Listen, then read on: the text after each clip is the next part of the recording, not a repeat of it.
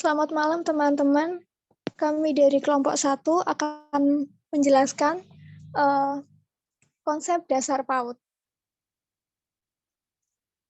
Di sini kelompok kami yang pertama ada Gusti Ayu Silvi Puspita, lalu ada Muhammad Agung Satrio, ada Ade Amelia Siskatiana, Intan Dwi Wahyu, Dia Jenisak, dan Sinta Nuraini. Yang pertama ada pengertian PAUD. Pengertian PAUD pada hakikatnya adalah pendidikan yang diselenggarakan dengan tujuan untuk memfasilitasi pertumbuhan dan perkembangan anak secara menyeluruh atau menekankan pada pengembangan seluruh aspek kepribadian anak. PAUD sendiri adalah pemberian upaya untuk menstimulasi atau membimbing, mengasuh, dan memberikan kegiatan pembelajaran yang akan menghasilkan kemampuan dan keterampilan pada anak dalam hal kompetensi. Itu menurut Undang-Undang Nomor 20 Tahun 2003 tentang Sistem Pendidikan Nasional di bab 1 pasal 1 butir yang ke-14 dinyatakan bahwa pendidikan anak usia dini adalah suatu upaya pembinaan yang ditujukan kepada anak sejak mereka lahir sampai dengan usia 6 tahun yang dilakukan melalui pemberian rangsangan pendidikan untuk membantu pertumbuhan dan perkembangan jasmani dan rohani agar anak memiliki kesiapan dalam memasuki pendidikan lebih lanjut. Selanjutnya ada karakteristik PAUD. Di sini ada beberapa karakteristik PAUD menurut Hartati tahun 2005. Karakteristik anak usia dini adalah sebagai berikut. Yang pertama, mereka memiliki rasa ingin tahu yang besar tentang dunianya, tentang bagaimana di sekelilingnya, tentang lingkungannya. Dan yang kedua, mereka merupakan pribadi yang unik, di mana setiap karakter PAUD-nya satu sama lain mereka adalah individu yang berbeda dan mereka memiliki keunikannya masing-masing. Selanjutnya, mereka juga suka berfantasi dan berimajinasi seperti anak-anak kecil pada umumnya, di mana mereka masih suka berimajinasi dengan besar. Lalu mereka juga ada di masa-masa paling potensial untuk belajar karena mereka ada dalam usia golden age, di mana mereka dapat menangkap sesuatu dengan lebih baik, dengan lebih pengertiannya yang lebih besar. Mereka juga menunjukkan sikap egosentris, memiliki rentang daya konsentrasi yang pendek sebagai makhluk sosial. Selanjutnya ada ruang lingkup PAUD. Di sini ada beberapa pendidikan, satuan pendidikan di PAUD. Yang pertama ada TK atau RA, itu adalah jalur formal untuk usia 4-6 tahun. Biasanya dikelompokkan jadi 2 bagian. Kelompok A usia 4-5 tahun dan kelompok B usia 5-6 tahun. Selanjutnya ada KB, yaitu ada dalam jalur non-formal, program pendidikan dan kesejahteraan bagi anak usia 2-4 tahun. Dan usia 4-6 tahun yang tidak dapat dilayani di TK.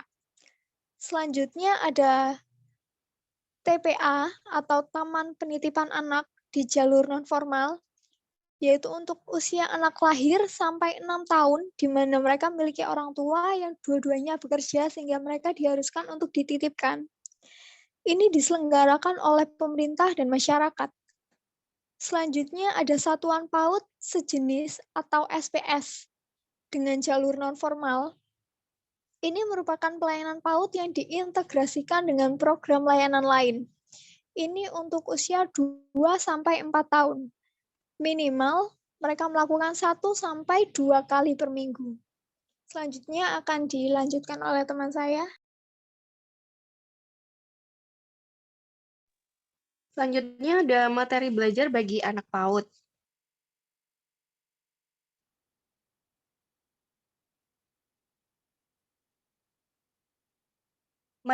Yang pertama ada materi usia lahir sampai 3 tahun. Materi ini meliputi dari pengendalian diri sendiri, pengenalan perasaan, pengenalan tentang orang lain, pengenalan berbagai gerak, mengembangkan komunikasi, dan keterampilan berpikir. Yang kedua ada materi usia 3 tahun sampai 6 tahun yang meliputi keaksaraan, kosakata dan bahasa, pengenalan angka dan pola, pengetahuan alam, pengetahuan sosial, interaksi seni, menggambar, dan pengenalan teknologi.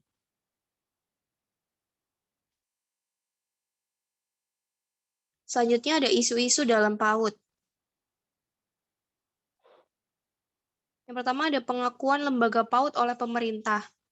Institusi lembaga PAUD adalah lembaga PAUD dan TK atau RA masih belum diakui secara de jure oleh pemerintah, seperti lembaga sekolah lainnya, karena lembaga PAUD dan TK atau RA tidak termasuk sebagai sekolah dasar atau disebut dengan lembaga pendidikan non-formal, sebagaimana dalam UU nomor 20 tahun 2003 tentang sistem pendidikan nasional. Lembaga yang dianggap sekolah dasar adalah tingkat SD atau MI saja.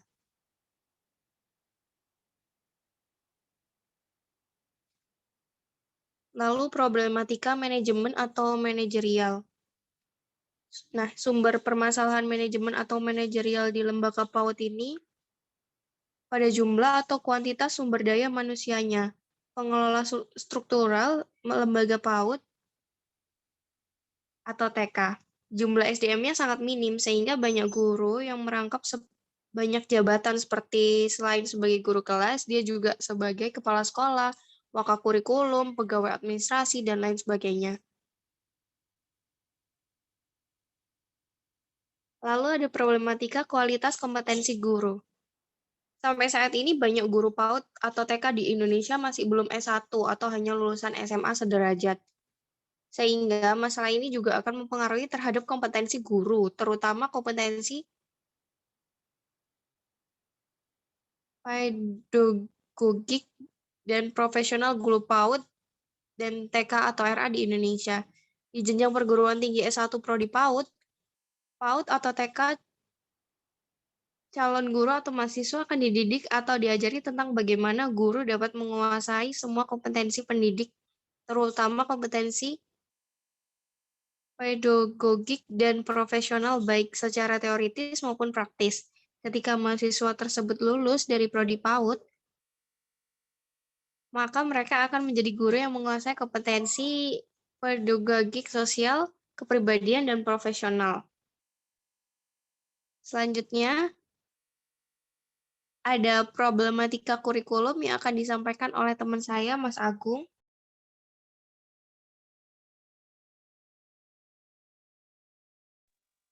Baik, Mbak Intan, terima kasih. Saya akan menjelaskan tentang problematika kurikulum.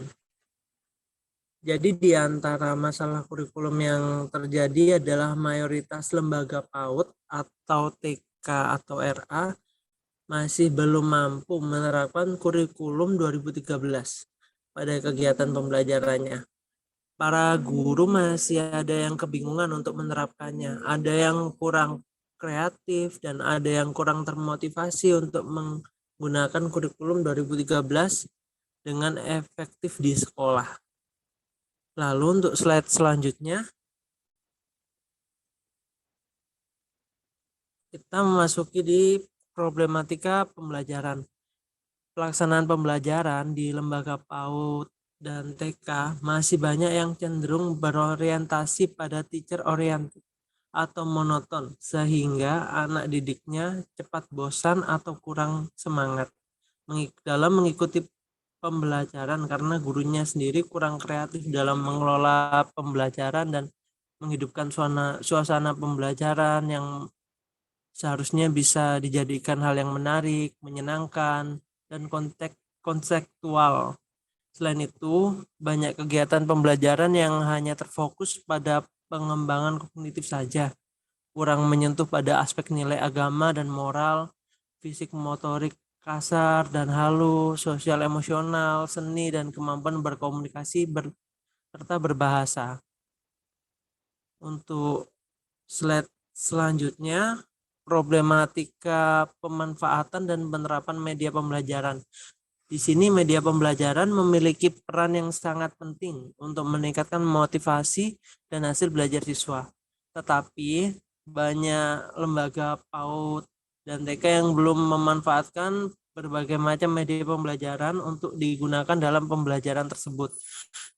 Pengadaan media pembelajaran yang kurang, kreativitas guru yang kurang dalam membuat dan mempraktekkan media pembelajaran, dan jumlah media pembelajaran yang sedikit atau istilahnya hanya itu saja medianya adalah salah satu masalah dalam pemanfaatan dan penerapan media pembelajaran. Jadi di sini media pembelajaran sangat minim untuk dioptimalkan ya, karena dari pihak guru sendiri kurang bisa memanfaatkan dengan baik media tersebut. Lalu kita masuk ke slide selanjutnya. Problematika penerapan metode atau strategi pembelajaran. Di dalam teori pembelajaran, terdapat berbagai banyak macam metode atau strategi pembelajaran yang dapat digunakan dalam pembelajaran di lembaga PAUD. Tapi kenyataannya, banyak guru yang masih menggunakan metode atau strategi yang sama setiap melaksanakan kegiatan pembelajaran. Banyak hasil penelitian yang menunjukkan bahwa apabila guru menggunakan metode atau strategi pembelajaran yang tidak variatif dan kolaboratif dalam pembelajaran, maka motivasi dan hasil belajar siswa akan mengalami penurunan. Karena siswa akan merasa bosan dengan pola strategi yang sama dan selalu digunakan oleh guru tersebut. Lalu untuk slide selanjutnya, di problematika penerapan evaluasi pembelajaran. Realita yang banyak terjadi dalam evaluasi pembelajaran di lembaga PAUD atau TK adalah pelaksanaan evaluasi pembelajaran hanya banyak difokuskan pada aspek kemampuan kognitif. Dan bahkan ada beberapa lembaga PAUD dan TK hanya mengevaluasi siswa pada aspek kognitif saja. Sebenarnya evaluasi pembelajaran yang harus dilakukan oleh guru tidak hanya mengarah pada aspek kemampuan kognitif saja, tetapi juga pada aspek nilai agama dan moral, fisik motorik kasar dan halus, sosial emosional, seni, dan kemampuan berkomunikasi serta berbahasa. Jadi di sini guru selalu cenderung untuk menekankan kemampuan kognitif. Namun sebenarnya kemampuan anak PAUD tidak hanya itu saja, banyak hal yang bisa ditingkatkan ya. Lalu di slide problematika biaya pendidikan dan anggaran pendidikan, yaitu biaya pendidikan mayoritas lembaga PAUD atau TK di Indonesia sangat minim. Sehingga masalah ini berdampak kepada anggaran pendidikan yang minim untuk mengembangkan kualitas kelembagaan atau institusi manajerial, SDM, sarana pendidikan dan pembelajaran. Bantuan dari pemerintah baik Depdiknas maupun Kementerian Agama sudah ada, tapi hal itu tidak cukup untuk menutupi kekurangan yang sangat dibutuhkan oleh lembaga PAUD tersebut.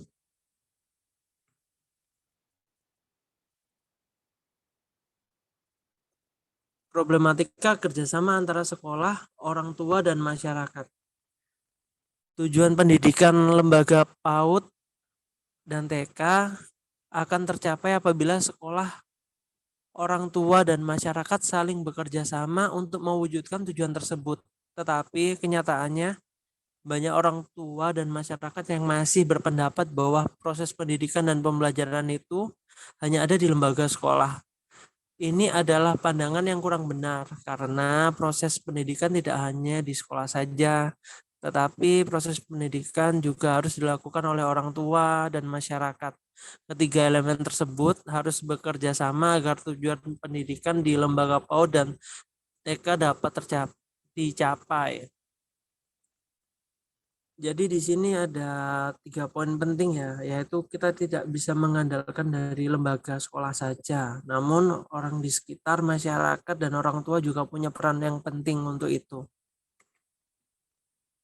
Sekian presentasi yang kelompok kami sampaikan. Apabila ada kesalahan mohon dimaafkan. Terima kasih.